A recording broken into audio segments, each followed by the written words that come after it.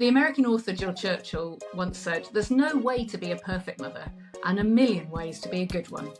Welcome to the Mummafesto, the podcast where parenting and politics combine. I'm Stella Creasy, the Member of Parliament for Walthamstow in London and mum to two young kids. My guest this week is the author, coach and founder of Motherkind, Zoe Blaskey. Zoe is passionate about helping mothers shift from guilt, exhaustion and comparison to confidence and empowerment. Her debut book is being published this week and features advice and recommendations from over 60 experts on how to navigate the endless expectations of motherhood. Welcome to the Mummafesto, Zoe. Zoe, welcome to the Mummafesto. Motherhood. It's quite hard, isn't it? Yeah, turns out. Who knew? No, nobody told us that bit of it.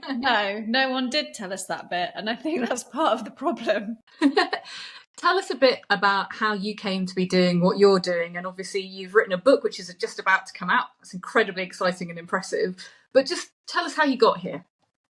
So when I first became a mum 8 years ago, I couldn't believe how hard I found it emotionally for me.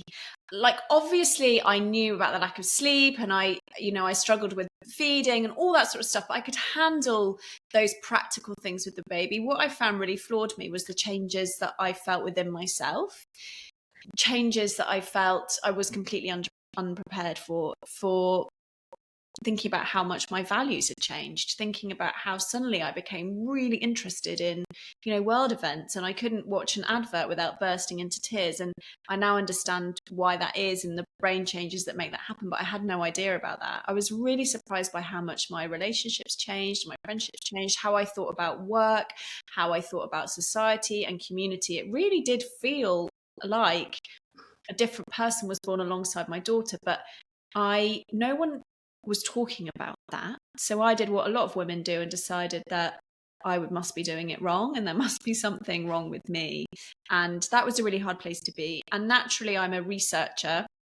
And so I just started looking. I thought there must be conversations about this. There must be podcast platforms, somewhere I can go, books I can read that's talking about my experience as a mother. Why am I suddenly so hard on myself? And the guilt. I had never experienced guilt like it. I was like, what is this? It completely floored me.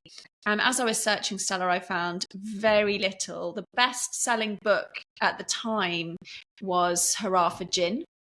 And funny and brilliant as that was, I thought there must be a better solution for this than drinking. And I don't drink anyway, so I thought I'm screwed. I'm toast.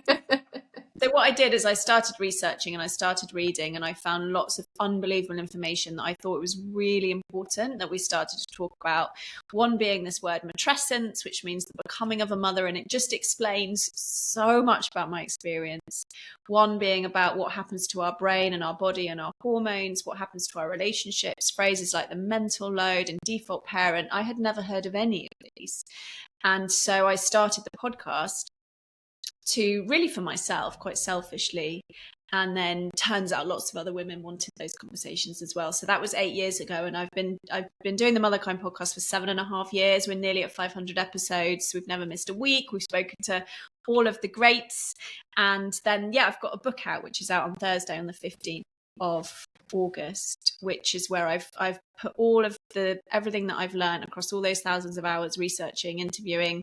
I'm also a coach, so I do lots of work with mothers one-on-one and in groups, and I put all of that into what I hope is a bit of a kind of modern motherhood manifesto Bible. It's a toolkit, because I think that we're operating in completely different times, and I was using completely outdated ideas and I'm wondering why I was struggling. So I've tried to modernize many of the ideas that I think we've grown up with and are still using that don't fit today's world. I think there's a real risk. I mean, I remember being pulled up by a friend of mine who just said to me, you will stop being angry at some point. I said, what do you mean? And she said, partly because you will sleep and therefore you won't be quite so tired, but also because the feeling that you cannot win whatever you do is one thing. The feeling that everybody is thinking that you are failing is the other overwhelming layer on top of that. And I remember being absolutely taken aback by what she said, because it hadn't occurred to me just how frustrated I felt, where I felt like I can't do any of this right, and everybody's telling me I can't do any of this right by telling me, well, you're doing your best, as if there was a kind of model for it all, and a sense of particularly in trying to balance the job I was doing with having a new baby as well, and having a second one as well. I think I've been very struck just by that sense of anger, that you feel like this is not a fair fight. No, and I think it's so interesting because it's almost like a double bind, right? Because we know that maternal anger, some people even call it maternal rage, and for me at times it did feel like rage, is a very normal experience. It's a very normal experience because of what is going on in your body and because of what is going on societally. But the double bind is we're told that good mothers don't get angry, so we then kind of shame ourselves for the anger. And I think that just makes it so challenging. It makes us feel like we're in this sort of straitjacket, and at times that we're going to explode, and often we do. And then, of course, comes the guilt. So I try in my work, and in the book, I have a whole section on that and why it happens physiologically and what to do about it, because it's just not spoken about enough. I think for something, certainly I worried to begin with. You're right about the emotional level. I found myself sobbing at TV adverts that I would never have given a second thought. Same. What is going on? This is not me. But I also think that there's a point where we have to unpack what motherhood does to you physically, which is separate from the very real and genuine concern about postnatal depression. Because I then worried that if I wasn't kind of on top, you had your to-do list, right? Feed it, change it, make sure it sleeps, that somehow, there must be something terribly wrong with me. And I think it's really powerful, the idea of matrescence and the conversations that are now taking place about, no, look, your body goes through this massive upheaval and it does take time to recommit. So you are going to find, I can't watch the episode Baby Race of Bluey without sobbing my eyes out at the end every single time. And I'm like, what is wrong with that? It's not who I am. God knows, I love Bluey. I live by Bluey. If I could be Chilly and Bluey, then I would feel like I was a brilliant mum. But the fact that something which, prior to having children, I just would have laughed at, I find I well up every time, even now, if I think about it. It's true. It's true. Such a change. And I think it's because the part of our brain that is responsible for empathy and compassion actually gets about 30 to 40% larger through that matrescence process. So the way that I think about that is that we really go from thinking about me to thinking about we. And that makes complete sense if you think about it, why our brains would do that, because we're caregivers now. But that we also includes other communities. I remember when I was in my early postpartum, we lived in quite central London, and I've always been impacted by social challenges and injustices, but I could barely walk past a homeless person without literally breaking down, obviously helping as well. And I realized that's because I've gone from this thinking, my brain has changed from me to we. And I think that's why so many mothers like me do get involved in helping others, starting businesses around activism or supporting other mothers or supporting other women, and can unlock far more a sense of justice and wanting to help because of that, because of exactly what you're describing. It's that brain change where we feel suddenly more empathetic and compassionate to others' experiences. And I wish that more mothers understood that. What's also fascinating is that I've always had quite a critical part of myself where I've been quite hard on myself, quite perfectionist. I'm naturally quite type A person. And I also wish that I'd understood that part of us often gets louder and stronger the more that we care about something. So I was completely underprepared for how loud that critical voice would get in motherhood, because I've never cared about anything more than my children. And I think that's also quite a almost universal experience, as I understand it from speaking to thousands of mothers over the years, that because we care so much, we can get incredibly hard on ourselves. And I think it's really important that we talk about that more and support mothers with some really simple practical tools that can help soften that voice a little, because it's hard enough without also, which is kind of the theme of Baby Race, isn't it? That episode we're talking to, you know, Chili's like, I'm doing it wrong, and what's wrong with me, and what's, you know, and I think just being able to access more of that compassion is really helpful as well. Well, there's two fantastic themes there in what you're talking about. That absolutely one of the things I think is becoming increasingly apparent, in particularly in the UK, is the mobilisation of mums in particular, whose voices have not been heard in the political process, and that's one of the reasons why we wanted to do this podcast.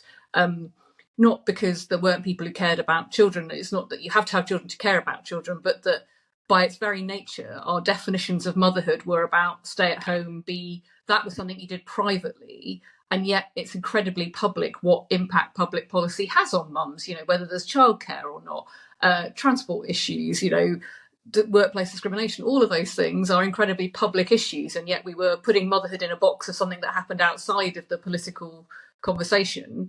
I've been really struck, and I pay tribute to people like Anna Whitehouse and Tanuke, who runs Five More, and Jodie Brearley, who've kind of mobilised mums, particularly after the pandemic, to say, up with this, we will not put. But at the same time, you're operating in an environment where, because people expect to be able to tell mums what to do, the introduction of mums into kind of policy thinking, the introduction of mums into campaigning, has been seen as a universally challenging thing. So actually, one of the things I've always experienced, particularly sometimes frankly from other mums, is that kind of, look, don't make a fuss. Don't make a fuss, because then people will think we're playing victim when having a child is a brilliant, brilliant, wonderful thing, and so many people struggle to have children. So you're kind of damned if you do and you're damned if you don't. And at the heart of it is, I was thinking about this the other day, when people complain about children in pubs, what they're really complaining about is mums going into pubs, because overwhelmingly the reason why you're now getting children in pubs is mums being and going out and wanting to have a social life. And it's like, no, this is not where you're welcome. You're welcome over there in the playground. You're welcome at home. You're welcome in the baby group. But actually, there are spaces where we do not expect to see you. And so when we see you, we double down on the criticism. And I think as mums and as women who are told that our voices shouldn't take up as much space, people kind of feel doubly concerned, and doubly, it's even harder to put your head above the parapet. I think you're absolutely right. And I think, you know, obviously I've thought about this a lot in the work that I do, because I'm quite vocal about, you know, what needs to change in terms of how we prepare mothers for motherhood. And I talk a lot about how hard it is for many, and I have, you know, all these statistics and things like this, and people say to me, do you not love your children? And it strikes me that we're so because I love them, I want to do this. That's right. We're so emotionally immature as a society that we have to have things black or white, either or. You either love your children and you love motherhood, or you hate it and you don't love your children. And that is so black and white and binary.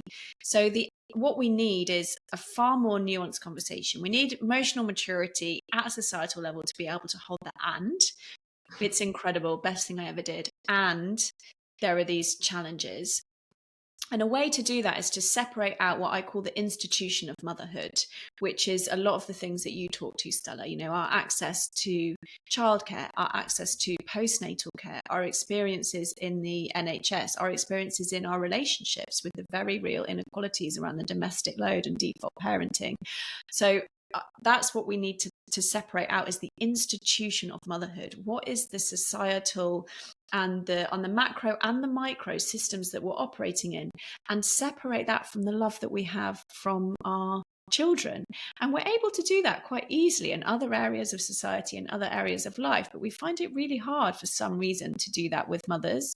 And I think when we're able to separate those two things out, that's given me, that idea, an awful amount of confidence in being able to speak to some of the challenges in this institution of motherhood without it negating the absolute pure unbridled love that I have for my children. But it's also really convenient. It's a really convenient way to quieten a mother, is to say, so you don't love your children, because it takes quite a strong woman to say, well, hang on a minute, because for many people that is the number one thing that they absolutely revere and hold with so, such preciousness is that love. So if someone questions that, it's a really powerful way to try and silence mothers. And I too am so grateful for some of the incredible activists that we've got in this country who have not been silenced by some of the very real abuse. And yeah, let's call it what it is, abuse that I know all those people that you just mentioned experienced. So it's not easy, but it is important. When you started to talk about these issues publicly, what was the reaction that you got? When I first started, I was speaking much more to the micro. So I was speaking much more to the individual experience. So I was talking a lot about matrescence. I was talking a lot about what happens to us physiologically with our brain changes, what happens to us with our perfectionist side. And so in a way, I had a slow build up, which was quite good before I started talking more to the macro. And the first things that I started talking about was around the division of labor in our homes. So the fact that, we have more women in paid work than at any other point in history. But what's happened in our generation, and I think we are a bit of a guinea pig generation, is that behind closed doors, often those systems haven't caught up. So you still get women default parenting, picking up the majority of the mental load and the load of what it takes to run a home, even though they are also working full time. So that's where I started talking. And actually the response was unbelievably positive and receptive, because what's been good about Motherkind is because it's been quite slow growth. I have had the chance in a way to really get clarity on my ideas and the data and the research and what I know before it's got to the size that it is now, where I do face a little bit more criticism, but to be honest, nothing like some of the other people in our space face. Nothing like that. But Nobody can compete in the Olympics of the kind of trolling that happens if women. And I noticed it was interesting during the Olympics, because in the Olympics everyone was sort of saying, isn't it great these women have won awards and they've had babies, but there was a sort of, but it's okay, they haven't forgotten their babies. I'm like, if you're training for an Olympic sport, that is quite a big thing to do. I think we should be congratulating them on the fact that they've then been able to make that happen without having to qualify that they haven't let their children down in doing that. Because I think if you are the child of an Olympian, you're probably pretty proud of them. Yeah, it's unbelievable, isn't it? And I think, I had Helen Glover on the podcast, who's just unbelievable, and she talks so eloquently and brilliantly about the support that she has that enables her to do that. And I think that's what we need to talk about much more in these conversations, is when we do see these mothers achieving incredible things. I think often in the past, that's where that kind of, that toxic having it all message has screwed so many of us, really, because what we know is that actually there's a huge community and support often behind enabling those things. And that is an amazing thing. We know that from some really recent studies around allo parents, which really proves that children thrive when they have multiple caregivers. And the multiple caregivers, I think, of our generation are nursery key workers, are grandparents, are other ways that we get that sense of a village that perhaps we didn't have before. And I think the more that we can talk to that and see ourselves as part of a microcosm and a system of many allo parents and multiple caregivers, I think that would really help a lot of mothers as well, because it can seem like there are these people who are just doing it all and doing it all alone. And I think when you use the phrase allo parents, just break that down for people listening. Yeah, so allo parent is absolutely fascinating. This is a phrase which essentially means other involved caregivers. And there's a recent study I've forgotten the anthropologist's name off the top of my head, but he went into the Congo, where it's relatively untouched by our modern systems and pressures. And what he found was that the average parent, the average mother, would have 8 allo parents. So 8 very involved other caregivers. There's also some initial studies to show that actually the number of calories that children need a day is actually beyond what one human could give. So anthropologists are sort of suggesting that perhaps that shows that actually that even the early weeks and months are meant to be shared. And I think when I learned that and read those studies, and I really struck me that my experience of my husband having 2 weeks off, and then, I was sort of left at home on my own with no family near. I had a few mum mates with me a couple of times a week. That lonely experience of caring one-on-one for this little person that I'd never done before, experiencing, exhaustion beyond belief, which we all do, is actually totally unnatural. And I think So we're basically talking about what you would call the Snow White model, aren't you? Because if it's 8, that's your 7 dwarves and Snow White. It's true. Never thought of it like that. But I think that just gave me so much compassion for myself. And it was actually Dr. Gabor Mate, who's just an unbelievable teacher on kind of human development and trauma and childhood, who said to me, Zoe, it's completely unnatural. We are not biologically wired to raise babies in the way that we do today. It is not meant to be a solo sport or even 2 of you. It's meant to be done in community and group. And I think so many mothers that I speak to just resonate with that. And I think it offers us so much compassion that there is nothing wrong with you if you are, finding it unbelievably challenging. It's because we're actually not designed to do it in the way that we do today. Now, of course, that's not to say that we need to go back. That's not to say there weren't huge challenges, which of course there were. But I think it's really important to just remember that it's almost too much for one nervous system, particularly if you have a baby who cries a lot, who has reflux. He might be crying 20 hours a day. He might be sleeping in 20-minute increments. That is often the experience. And it's very, very challenging. There's nothing wrong with you. So I think so often what we do in public policy is presume that either the parent will take a backseat or the baby will take a backseat. So either you will then give up your job, give up who else you have been, because our work, what we do, is so much more very often for people than just a way of earning money, or you will disassociate from your child. I find it very frustrating. So one of my colleagues actually said to me, if you're going to continue on being an MP, you're just going to have to accept that you're not that close to your children. I thought that's crazy because, I mean, I have moments when maybe they test my patience, but on the whole, I do like them and they are quite good fun to be around. And that the difference between if you have other people to help and you have a way of working that means that you can spend time with them where you're not frazzled. So you're not just, you're not angry Snow White, shall we say, just going, look, eat the spaghetti hoops, please, because you're thinking, I've got to get you fed, I've got to get you to bed, and then I've got a big piece of work I need to do as well. It feels like the way we gear things is designed to make you more angry and frustrated and feel like you failed.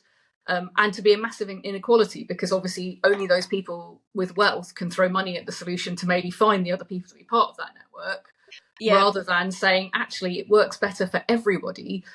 Frazzled, the mental load for me is always a good way of describing just the kind of the moment when you wake up and you think, oh, where is it? Where's the baby? Is it alive? Is it okay? Because it's on your mind all the time. What else you need to do? Like you say, you suddenly become this carer and you suddenly become somebody who's thinking constantly about their welfare. But at the same time, in order to be able to manage their welfare, you've got to think about all the other things you were doing before.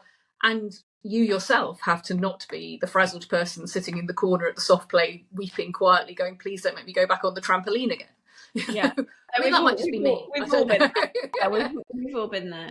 I think that's right. And I think that's why, what I try to do in my work is talk to some of those societal pressures. I don't think you can write a book on motherhood and not talk to them, but that isn't my, I'm not an activist in that way. I'm not an Anna or a Jolie working on a policy level. So I talk to those, but what I try to give is really simple, powerful, but transformational tools that we can use within this quite broken system to try and get through it.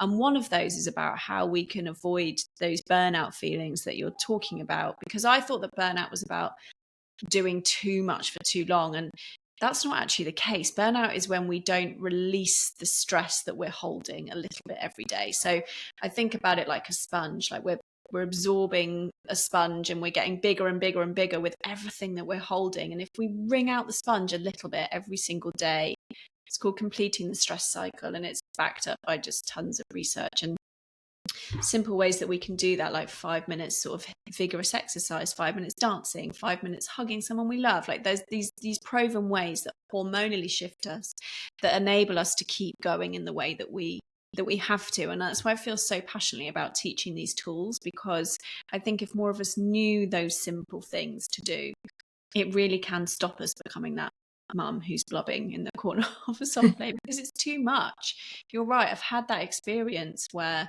the stress just stacks on top of the stress.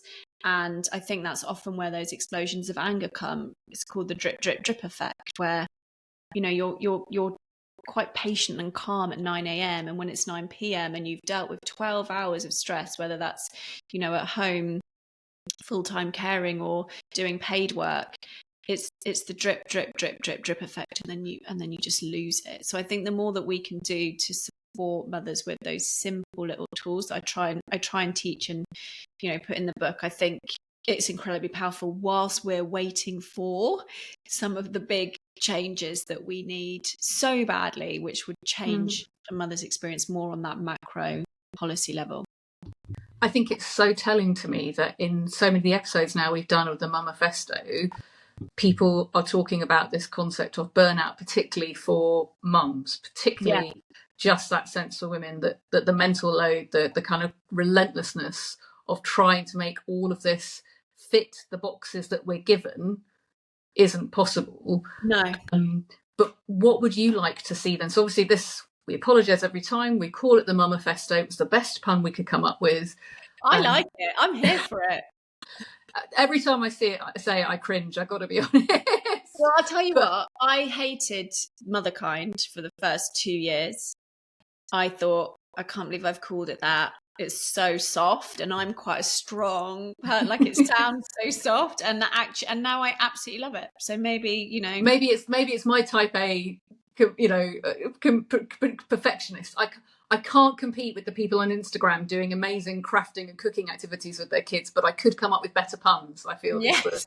But the reason we put this together was to have a space where those conversations that should be heard by public policy, because all of this is bubbling under. That's right.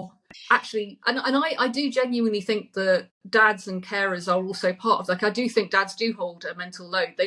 We don't empower parents to work together on these things. We tell women in public life and culture so much that they should be able to do it all, and if they're not, then they should just turn to gin.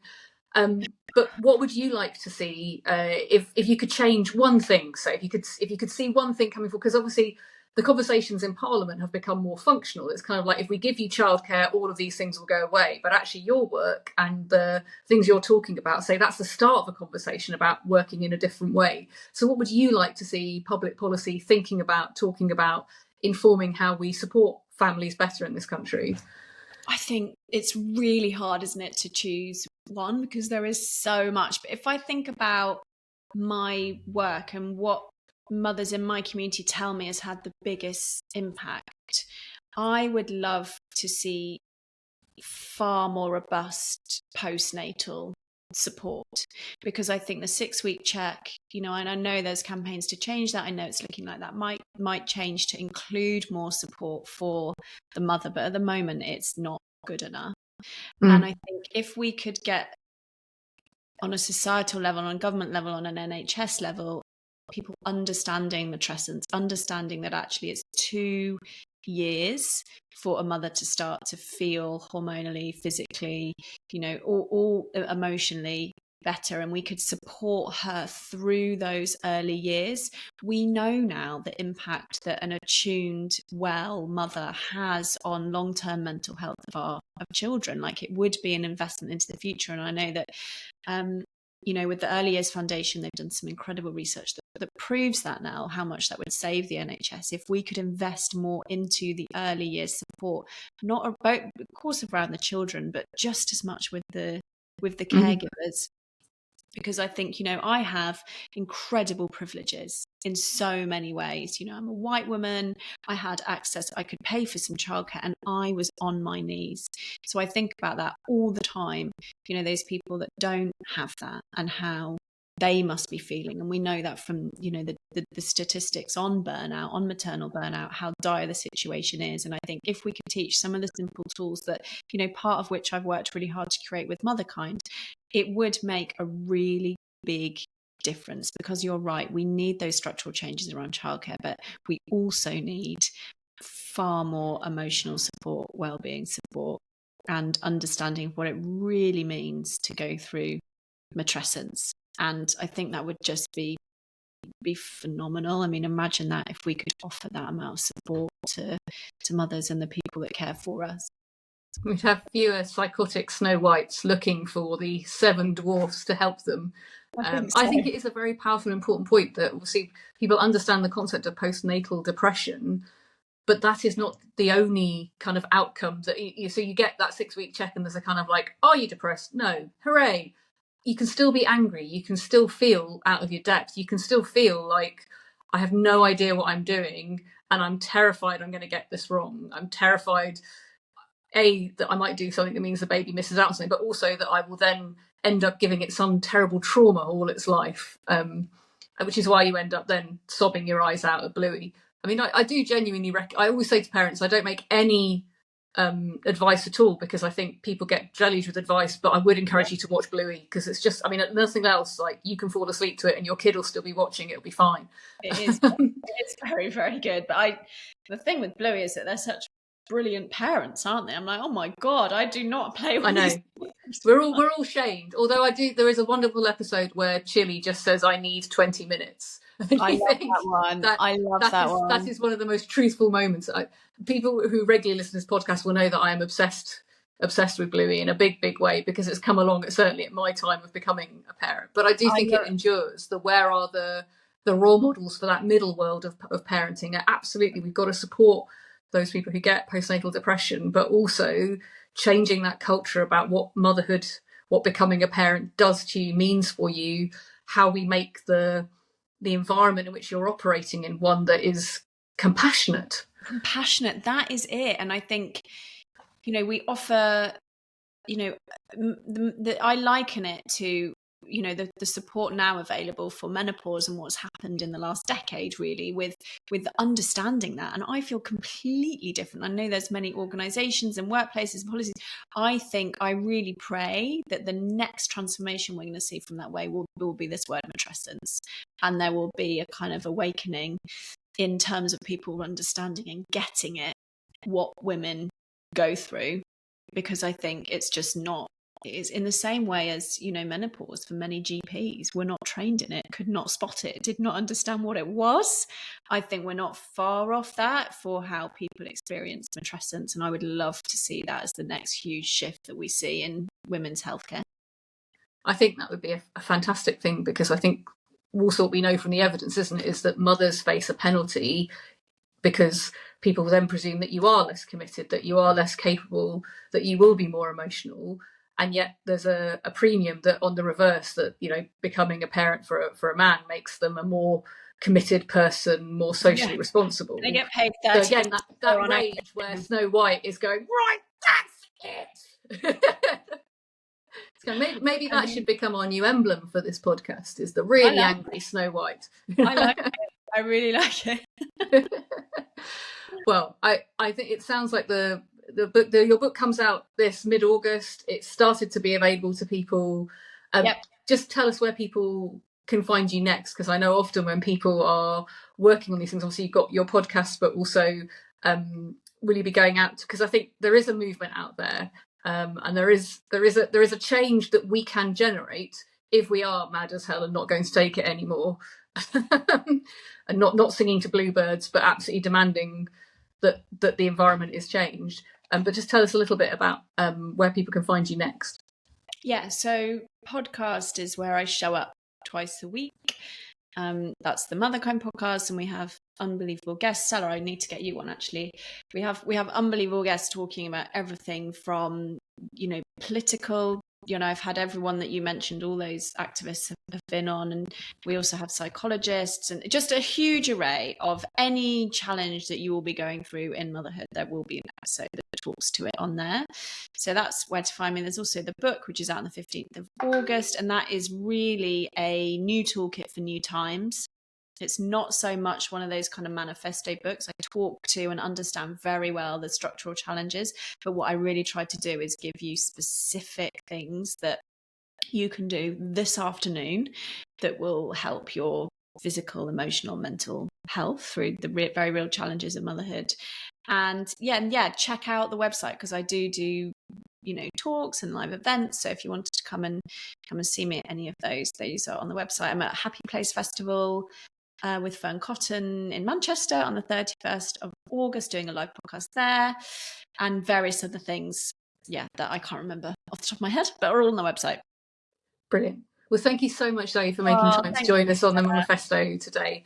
I am going to try and breathe through the summer holidays, through then going back into Parliament, and we do need to change the environment. So I hope that we can support the work that you're doing. And in the meantime, if it does take an army of angry Snow Whites, then sign me up and I'll try not to be the Wicked Witch, I guess. That's right. Anger is a very useful emotion. It gets changed. When we harness it, that's how we get change. So brilliant. I'm with you. I'm right with you. Yeah, no more Mrs. Nice Guy to sneezy and grumpy. Exactly. Brilliant. Thank you so much, Zoe. Thank you. I really hope you've enjoyed listening to today's Mummafesto with Zoe.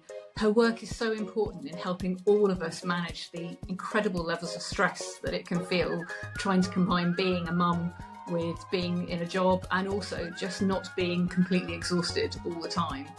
You can find details about her book and her podcast with this podcast, but also if you enjoy the idea of an army of angry Snow Whites who won't take it anymore, then please do keep listening to the Mummafesto, and please do keep campaigning.